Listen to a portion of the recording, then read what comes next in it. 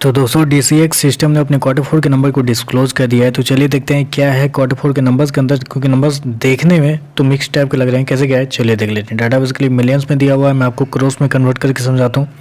पिछले क्वार्टर की बात करें तो पिछले क्वार्टर में कंपनी का टोटल रेवेन्यू जो कंपनी ने ऑपरेशन के थ्रू जनरेट किए थे 355 करोड़ के आसपास। पिछले साल 374 करोड़, जो कि इस क्वार्टर में देखें तो बढ़ के 510 करोड़ के आसपास आ चुका है। तो साल दर साल कंपनी के रेवेन्यू के अंदर एक बेहतरीन तेजी आपको देखने मिली। अप्रोक्सीमेटली आप बोल सकते हैं 40% के आसपास की तेजी है साल दर साल कंपनी के रेवेन्यू के अंदर।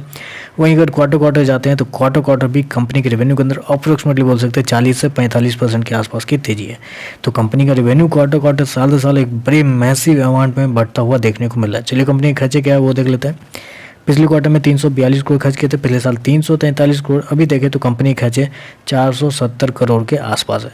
तो इस क्वार्टर में कंपनी ने खर्चे बहुत हद तक कंट्रोल किया। उसका मेन जो रीज़न है वो ये भी कह सकते हैं कि इस क्वार्टर में कंपनी को चेंज इन इन्वेंट्री के नाम पे अप्रोक्सीमेटली बोल सकते हैं 14.5 करोड़, इस चेंज इन इन्वेंट्री के नाम पे इस क्वार्टर में कंपनी को अप्रोक्सीमेटली बोल सकते हैं 143 करोड़ का फ़ायदा हुआ है, जिसकी वजह से इस क्वार्टर में कंपनी का जो एक्सपेंस है वो बहुत हद तक कंट्रोल में देखने को मिल रहा है। चलिए कंपनी का ओवरऑल प्रॉफिट क्या निकल के आता है वो देख लेते हैं।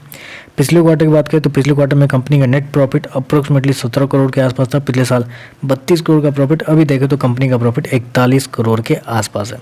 तो इस क्वार्टर में कंपनी का प्रॉफिट अगर देखा जाए तो साल दर साल क्वार्टर एक अच्छा खासा तेजी आपको देखने को मिल रहा है। लेकिन अगर टैक्स से पहले का प्रॉफिट देखें, क्योंकि एक्सेप्शनल आइटम कंपनी ने इस क्वार्टर में ऐड किया हुआ है, तो उसको हटाने के बाद अगर कंपनी का प्रॉफिट देखें तो कंपनी का जो प्रॉफिट है वो देख लीजिए। पिछले क्वार्टर में अप्रोक्सीमेटली बोल सकते हैं 20 करोड़ के आसपास का प्रॉफिट था। पिछले साल 32 करोड़ के आसपास का प्रॉफिट था। इस 50 करोड़ में से आप 15 करोड़ हटा देते हैं तो अप्रोक्सीमेटली 35 करोड़ के आसपास का प्रॉफिट है। तो क्वार्टर देखें तो क्वार्टर कंपनी का प्रॉफिट के अंदर अप्रोक्सीमेटली आप बोल सकते हैं कि 70% के आसपास की तेजी है। वहीं साल दर साल जाते हैं तो साल दर साल भी कंपनी के प्रॉफिट के अंदर अप्रोक्सीमेटली 10% के आसपास की तेजी है। तो ओवरऑल देखें तो कंपनी के प्रॉफिट में एक अच्छी खासी तेजी आपको देखने को मिली साल दर साल क्वार्टर दोनों। चलिए ईपीएस क्या है, ईपीएस देख लेते हैं। 1.94 पिछले क्वार्टर में, पिछले साल 4.29, अभी देखें तो 4.25। तो ओवरऑल देखें तो इस क्वार्टर का नंबर है तो पॉजिटिव साइड पे, क्योंकि कंपनी का रेवेन्यू साल दर साल क्वार्टर दोनों अच्छा खासा बढ़ता हुआ देखने को मिला है। लेकिन बस थोड़ा सा प्रॉब्लम यहाँ पे ये आ रहा है कि अगर मैं आपको बताऊँ साल दर साल कंपनी का रेवेन्यू 30 से 35% बढ़ रहा है, तो कंपनी का प्रॉफिट मात्र साल दर साल 10% के आसपास ही बढ़ता हुआ देखने को मिला है।